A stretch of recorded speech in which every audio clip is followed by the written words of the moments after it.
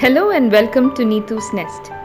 In today's video, I'm going to show you how to make grilled chicken. This is as per the request of one of my viewers, and I'm happy to show it.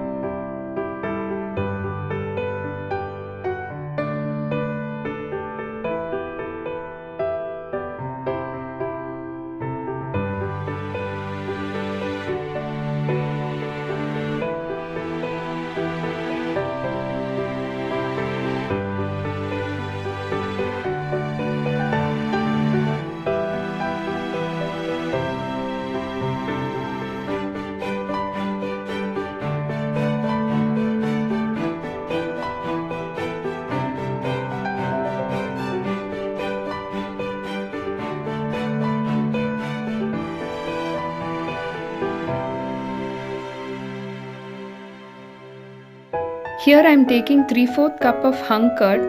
You can get hung curd by squeezing out the water from the curd by using a muslin cloth.